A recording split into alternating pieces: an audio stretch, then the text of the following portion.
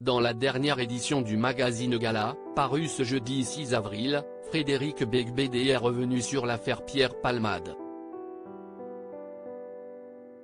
Ancien accro à la cocaïne, l'écrivain refuse d'enfoncer l'humoriste. Le 10 février dernier, Pierre Palmade provoquait un grave accident de la route alors qu'il conduisait sous l'emprise de la cocaïne. Un fait divers sur lequel de nombreuses personnalités se sont exprimées. Si Julien Courbet, dont le père a été tué par un chauffard alcoolisé, a affirmé que le comportement de l'humoriste était inadmissible et impardonnable, d'autres comme Julien Lepé ont dénoncé le lynchage médiatique autour de cette affaire. Ancien accro à la cocaïne, Frédéric Beigbeder, lui, a récemment déclaré qu'il aurait pu se retrouver à la place de l'ancien acolyte de Muriel Robin. Même si ce qui est arrivé à Palmade est plus, à mon avis, lié à d'autres drogues nouvelles, comme la 3-MNC, dont je parle aussi, mais que je n'aille jamais essayé, a-t-il dit au micro de France Inter. Il faut être humble avec les addictions alors qu'il assure la promotion de son dernier livre intitulé Confessions d'un hétérosexuel légèrement dépassé. Frédéric Beigbeder est revenu sur la situation de Pierre Palmade, qu'il considère comme son sosie, auprès du magazine Gala. Victime d'une overdose le soir où il a obtenu le prix Renaudot en 2009, le romancier de 57 ans ne connaît que trop bien l'addiction à cette drogue dure.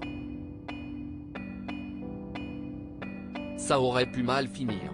Je pense qu'on n'en guérit jamais, c'est une lutte de chaque jour pour rester clean, confie l'écrivain, qui refuse de pointer Pierre Palmade du doigt. Il faut être humble avec les addictions. Dans cette affaire, mon côté catholique prend le dessus. Que celui qui n'a jamais péché lui jette la première pierre, disait Jésus. On ne s'échappe pas facilement de cette secte selon Frédéric Beigbeder, la cocaïne serait la drogue des timides, des gens anxieux et solitaires.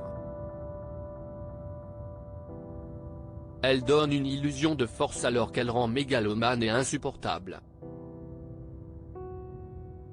Mais on ne s'échappe pas facilement de cette secte, explique cet ancien cynique solitaire qui a désormais besoin de chaleur humaine. Une métamorphose qu'il doit à sa femme Lara Micheli, qu'il a épousée en 2014 et avec qui il est devenu l'heureux papa d'une fille et d'un garçon prénommés Ona et Léonard. Avec elle, j'ai une vie plus équilibrée et heureuse, elle me maintient les pieds sur terre. En se foutant de ma gueule. Aucun mariage ne peut durer sans humour. J'ai besoin de structure, sinon la vie est un chaos. À lire aussi Affaire Pierre Palmade. TF1 et BFM TV diffusent une interview de Devrim, le garçon de 6 ans, blessé durant l'accident.